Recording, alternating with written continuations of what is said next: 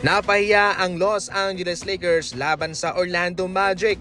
Sa labang ang Lakers ang liyamado.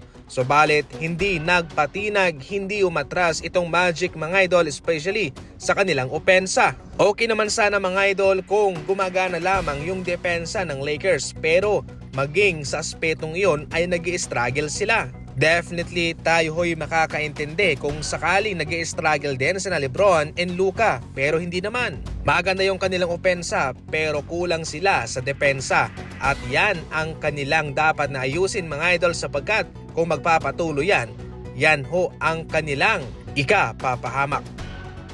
Pinangunahan naman ni Kevin Durant ang Phoenix Suns para buhatin ito sa kanilang laban kontra Milwaukee Bucks. Nalimitahan ng Milwaukee Bucks na Devin Booker na mayroong 19 points, Ryan Dunn 12 points, and Nick Richards 10 points. Subalit si KD ay naging unstoppable, meron siyang 38 points and 7 3-pointer. Samantalang sa kabila, si Giannis 31 and 10 rebounds mga idol. Lumalaban para sa play-in itong Phoenix Suns maging sa playoff. Pero ano nga ba ang totoong tsansa ng Suns para makapunta sa playoff? Ayon sa impormasyon, mayroong 5% na tsansa itong Suns na makapunta sa playoff. Maging sa play-in ay nahihirapan sila. Itong Dallas Mavericks nga ay nakadikit lamang sa kanila mga idol, pantay lang sila. Kaya kung matatalo ng matatalo itong Phoenix Suns, totally posible silang malaglag sa play-in at mapalitan ng Dallas. Pero kung kanilang may pagpapatuloy na manalo sa mga laban, totally mga idol, yan ho ang magbibigay sa kanila ng tsansang makapasok sa playoff.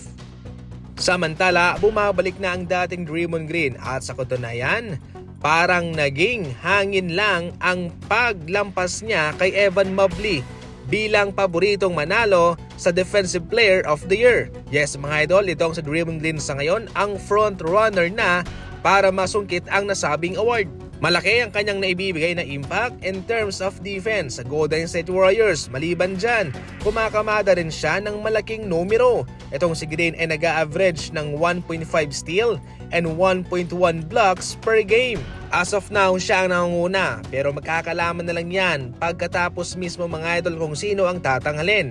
Sa ngayon, mataas ang kanyang tsansang masungkit ang nasabing award. Kung sakaling tatanghalin, isa itong magandang oportunidad para kay Draymond Green na mapalaki rin ang kanyang value, at siguradong siya ay bibigyan ng malaking kontrata ng Golden State Warriors. Dati si Wembanyamang number 1, nung siya ay nagkaroon ng injury, siya ay napalitan ni Jaren Jackson Jr. na paboritong makatanggap naman sana ng nasa 300 plus million contract kung siya ang mananalo. Ngayon, itong si Evan Mobley ang nangunguna. Sad to say mga idol, naungusan silang lahat ni Draymond Green.